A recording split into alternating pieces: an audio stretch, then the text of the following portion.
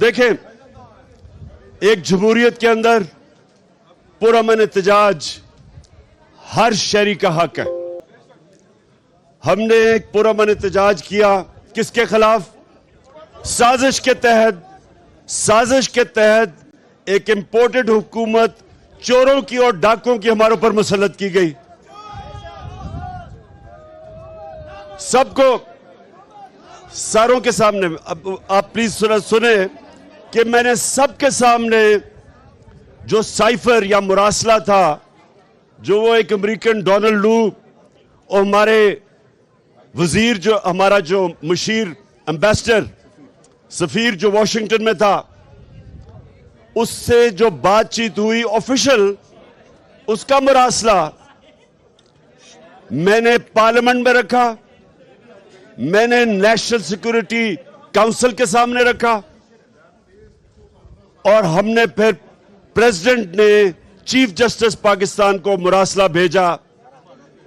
जो national security council ने कहा कि मुदाखलत हुई और अमेरिकनों से मजम्मत करो कि उन्होंने हमारे मुल्क के इंटरनल अफेयर्स में मुदाखलत की, सुप्रीम कोर्ट के पास वो आज मुरासला पड़ा है कि वो इसके ऊपर इन्वेस्टिगेशन करें कि एक मुल्क में गवर्नमेंट गिराई गई, बाहर से साजिश की, और गवर्नमेंट पे कौन लोग आए? जो असल तौहीन है पाकिस्तानियों की। हमारी असल तौहीन ये है कि मुल्क के बड़े बड़े डाकुओं को मुल्क के ऊपर मुसल्लत कर दिया। सजा होनी थी। शहबाज शरीफ और इसके बेटे को FIA केस में सजा होनी थी।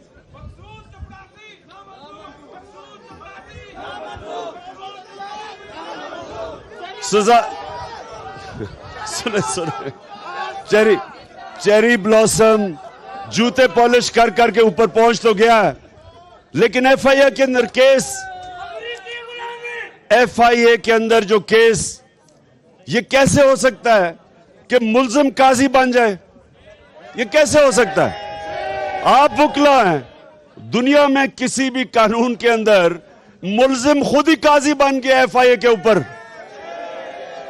और छोटी मोटी चोरी नहीं, 16 अरब रुपए की जो नौकरों के नाम पे पैसा लिया वो FIA में, और 8 अरब की नैब में जो कि इसने पापड़ वालों के नाम पे TTs करवाई हुई थी।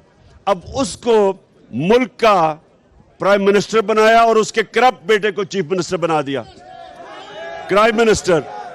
अब वकला, देखिए आप, सबसे इंपॉर्टेंट चीज वकला और अब पाकिस्तान का इंसाफ का निजाम, हमारे जजेस, मुल्क, मैं यही आपको कहने लगा हूं।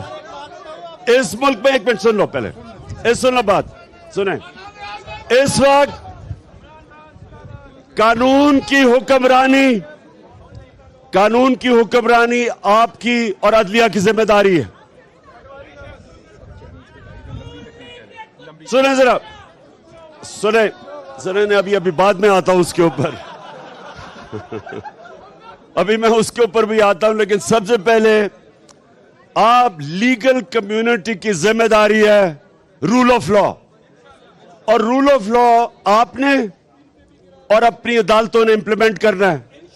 अब ये कैसे हो सकता है कि एक मुल्क की क़यादत वो लोग कर रहे हैं, प्राइम मिनिस्टर और chief minister under trial, 60% cabinet जमानत पे। ये सारे हमारी कौम की तौहीन है, कौम की तौहीन है ये। तो मैं आप सबको आज ये कहने लगा हूं, आपने मेरे साथ नहीं, आपने कानून की हुक्मरानी के लिए खड़े होना है। आपने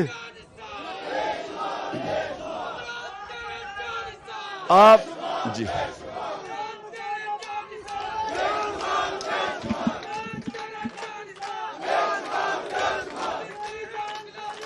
जी, शुक्रिया जी। अब शुक्रिया। अच्छा, अब सुने हमने करना क्या है? हमने अदालतों के अंदर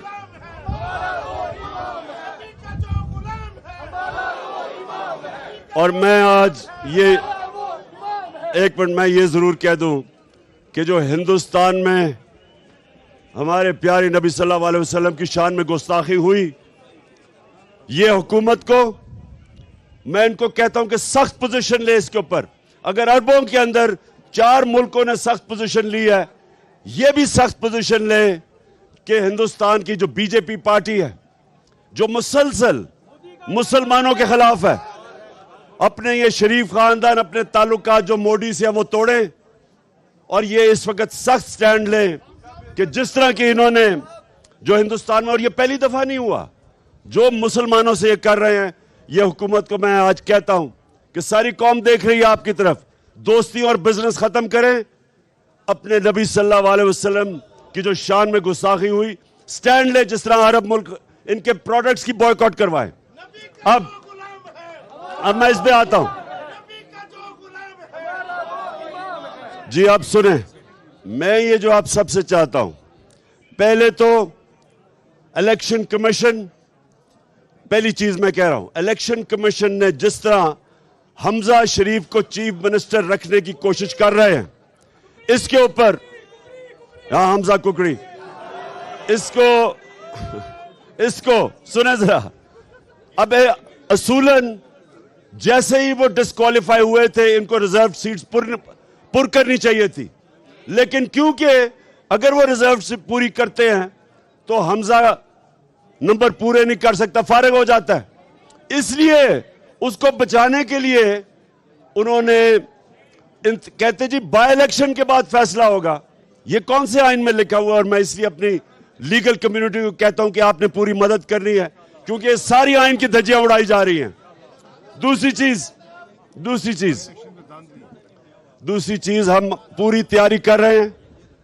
इनको इलेक्शन कमीशन जो बाय इलेक्शन के अंदर हमारे सामने चीजें आ रही हैं, हल्का बंदियां के अंदर इन्होंने बैठ के पूरा प्लान बनाया नून लीग चाहे पंजाब में इलेक्शन धांधली से जीतने का, क्योंकि इनको पता है कि वैसे तो ये अब इलेक्शन जीत नहीं सकते। पब्लिक में जब भी जाएंगे,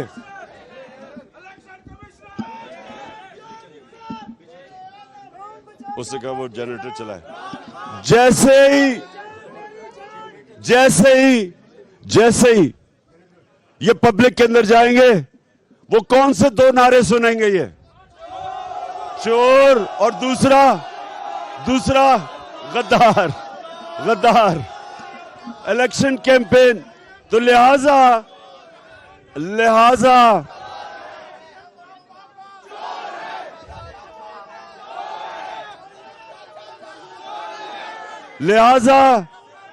इलेक्शन कमीशन को साथ मिला के अब ये धांधली करके कोशिश कर रहे हैं कि ये इलेक्शन जीतेंगे। इनका वो हाल होगा कि मैं आपको एक बात बताऊं, ना पाकिस्तान हिंदुस्तान में जीता था जब मैं क्रिकेट खेलता था, ना वो यहां जीतते थे, अपने अंपायर होते थे, वो अंपायर ही नहीं जीतने देते थे। हम वाहिद टीम पाकिस्तान की लेके गए कि हिंदुस्तान के अंपायरों के बावजूद जीत के आए। अब इनको भी इंशाल्लाह हराएंगे इलेक्शन कमीशन के बावजूद। अच्छा जी, और सुने जरा, मैं अब 2-3 चीजें बड़ी जरूरी। गवर्नमेंट, ये कभी नहीं हुआ कि गवर्नमेंट जो बड़े मुश्किलों से एक बैंकक्रप्ट इकोनॉमी लेके फिर कोरोना के बावजूद मुल्क को उठा के 5.6% तीसरे साल और 6% इकोनॉमी ग्रो कर रही है चौथे साल। ये कभी नहीं हुआ कि उस गवर्नमेंट को जो मुल्क संभाल चुकी थी उसको गिरा के इन चोरों को ऊपर लाओ, और वो जो चोर जब से ऊपर आए हैं इंपोर्टेड बाहर के एजेंडा लेके, आप जरा हालात देखें। सबसे पहले तो महंगाई का देखें कि मैंने पाकिस्तान की तारीख में कभी ऐसी महंगाई नहीं देखी। हमने कभी ऐसी महंगाई नहीं देखी। कभी भी पेट्रोल, डीजल, बिजली, गैस कभी ऐसे नहीं बढ़ी। दूसरा, मायशत, हमारी रेटिंग जो इंटरनेशनल इदारे रेट करते हैं, मूडीज, वो माइनस में चली गई है, अनस्टेबल पे। इसका मतलब कर्जे नहीं लिए जाएंगे।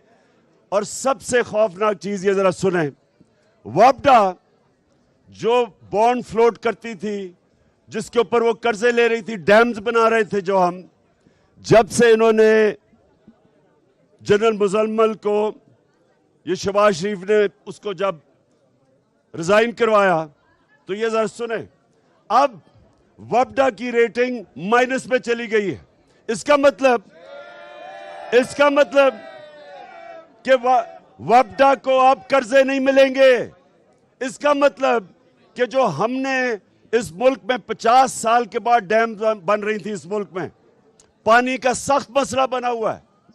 इस वक्त किसानों का सबसे बड़ा मसला पानी का है।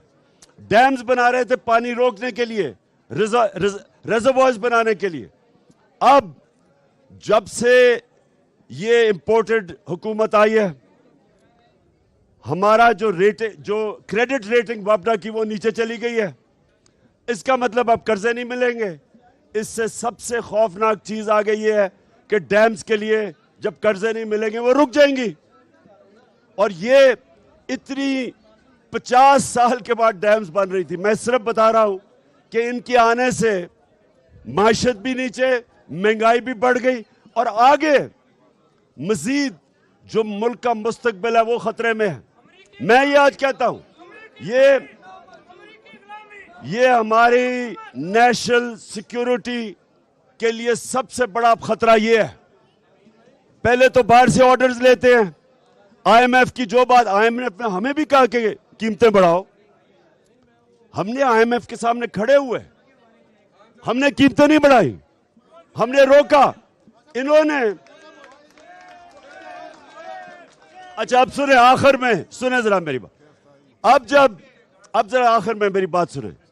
यहां ये हो रहा है कि जब आप पहले तो ये मुल्क का तबाही की तरफ लेके जाएं, पहले ये साजिश के तहत आए, उसके बाद चोर ऊपर बैठ जाएं, वो नैब के अपने केसेस खत्म करवाएं, एफआईए के केसेस खत्म करवाएं, और उसके बाद हम एहतजाज करें तो हमें डंडों से, जिस तरह इन्होंने मार्शल लॉ में इस तरह के मारा नहीं जो इन्होंने हमें मारा है। जिस तरह इन्होंने औरतें, बच्चों पे टेयर गैस की, मैंने किसी जमहूरियत के अंदर कोई तस्वर भी नहीं कर सकता कि औरतें और बच्चों के ऊपर इस तरह जिन्होंने टेयर गैसें की, घरों में जा जाके रात को औरतें थी उधर गिरफ्तारियां की। और अब बजाए